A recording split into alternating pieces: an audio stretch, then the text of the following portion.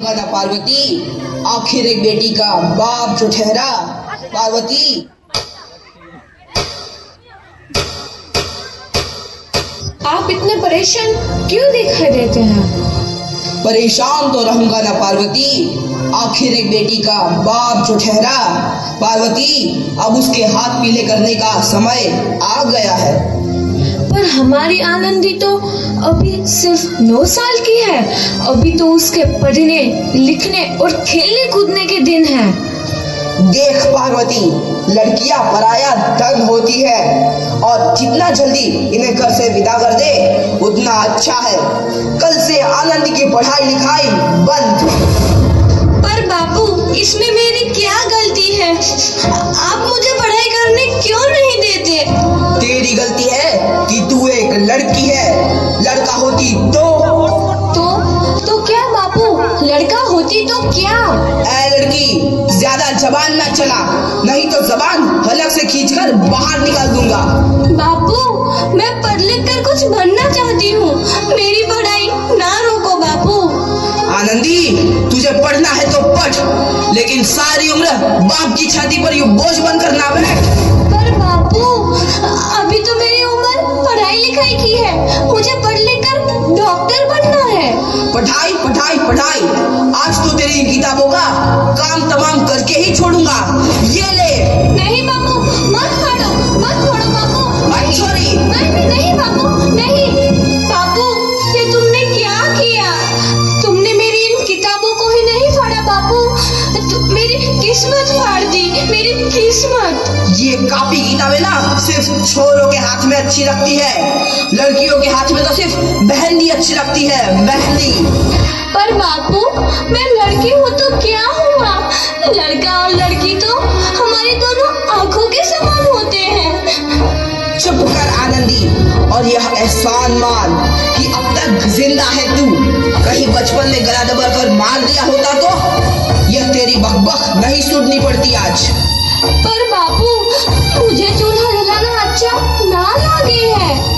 देख छोरी, जितना जल्दी हो तू चूल्हा जलाना सीख ले, उतना ही अच्छा है तेरे लिए। और हाँ, तेरा ब्याह तो होगा, वो भी कल के कल।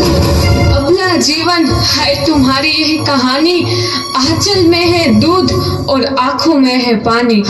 मुझे माफ कर दे बेटी, तेरे बापू के जिद के आगे मेरी एक न चलेगी।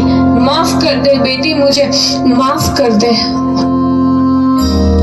इस प्रकार मात्र 9 वर्ष की छोटी उम्र में आनंदी का विवाह गोपाल राव जोशी से हो गया। बाल विवाह एक सामाजिक कुरीति है और इस कुप्रथा का शिकार होना पड़ा आनंदी को।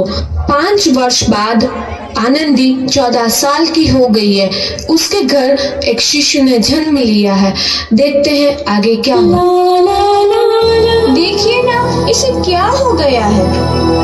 इसका माथा तो अंगार की तरह तप रहा है। इसे तो बहुत तेज बुखार है। आप बिना कुछ भी बोलते हैं, दीजिए मुझे। माधव, जल्दी से वैद्य जी को बुला के लाओ। जी, अभी बुला के लाता हूँ। ये तुम क्या कर रही हो आनंदी? भगवान की विभूति लगा रही हूँ। बस करो आनंदी, ये सब अंधविश्वास है।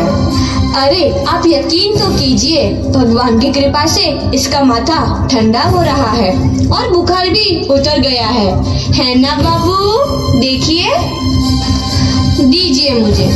उठो बाबू, आंखें खोलो, तुम्हें तुम्हारी माँ बुला रही है। आंखें खोलो, देखिए ना इसे क्या हो गया है। आंखें भी नहीं खोल रहा। आंखें खोलो बेटा। आप चुप क्यों है? आंखें खोलो बेटा, आंखें खोलो। आनंदी, हमारा बेटा कभी आंखें नहीं खोलेगा। नहीं, ऐसा नहीं हो सकता। मेरे बेटे को मुझसे कोई नहीं छीन सकता, कोई नहीं छीन सकता। पागल मत बनो आनंदी। माधव,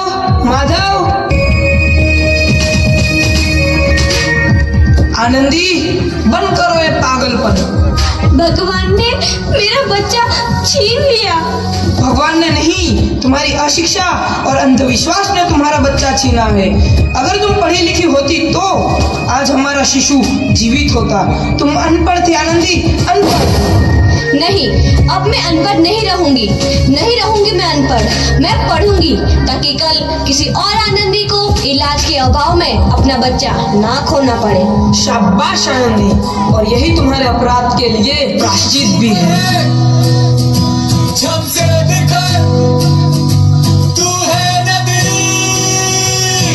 आनंदी, तुम्हारी 12वीं का परिणाम आ गया है। तुमने पूरे कॉलेज में प्रथम स्थान अर्जित किया है।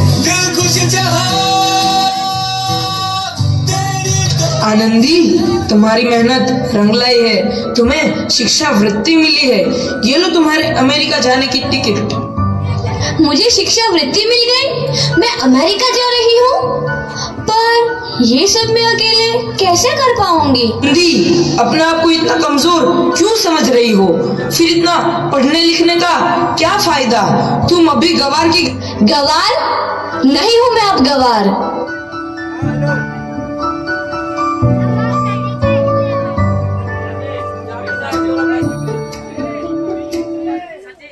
तो इस प्रकार 7 अप्रैल 1883 को आनंदी अमेरिका के पेंसिल्वेनिया के लिए रवाना हुई और 3 साल बाद उन्होंने डॉक्टर ऑफ मेडिसिन की उपाधि प्राप्त कर ली। इधर आनंदी के पिता की तबीयत बहुत खराब है। आगे क्या होता है देखते हैं। लगता है अब मेरे जाने का समय आ चुका है। मैं नहीं बचूंगा। ऐसा मत बोलो। शहर के सिटी हॉस्पिटल में अमेरिका से डिग्री लेकर कोई बड़ा डॉक्टर आया है। एक बार वहां चलकर दिखा लेते हैं। हाँ, सही बोला भैया। कम से कम दिल को तसल्ली तो मिल जाएगी। हाँ, चलो चलो जल्दी हॉस्पिटल चलते हैं।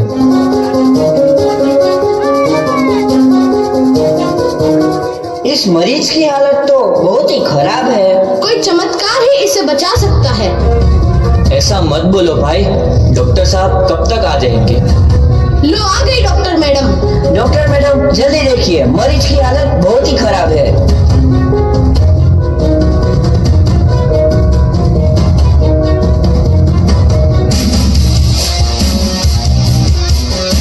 अब आप बिल्कुल ठीक है। मौत के मुंह से आपको बचाया है डॉक्टर मैडम ने। डॉक्टर साहब ने मुझे बचा लिया। मुझे मिलना है डॉक्टर साहब से। डॉक्टर साहब नहीं, डॉक्टर मैडम बोलो। डॉक्टर मैडम, उन्होंने ही तुम्हें जीवन दान दिया है। लो आ गई डॉक्टर मैडम, मिल लो उनसे। डॉक्टर मैडम, आपका बहुत बहुत धन्यवाद। आपने मेरी जान बचाई। इसके बदले में मैं गरीब भला आपको क्या दे सकता हूँ? वचन चाहिए मुझे कि कभी ये नहीं कहोगे कि लड़कियां कुछ नहीं कर सकती। वचन? ये कैसा वचन? अरे श्यामलाल, तुमने पहचाना नहीं? तुम्हारी बेटी आनंदी। आनंदी? मेरी बेटी आनंदी? डॉक्टर? हाँ बापू, वही आनंदी जिसके लिए बचपन में तूने चूल्हा और दूल्हा के अलावा कुछ नहीं सोचा था।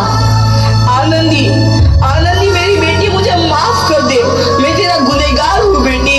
नहीं बापू, वही आनंदी जिसके हाथ पीले करके तुम उसकी सारी जिंदगी काला कर देना चाहते थे।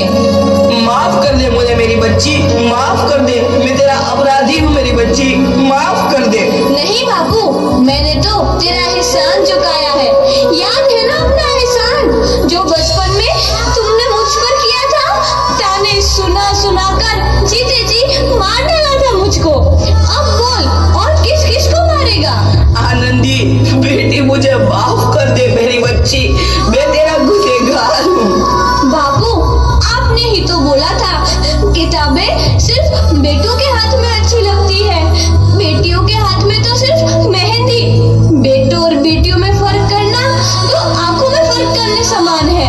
एक का पढ़ना और दूसरे का ना पढ़ना सामाजिक अंधकार है बापू, सामाजिक अंधकार।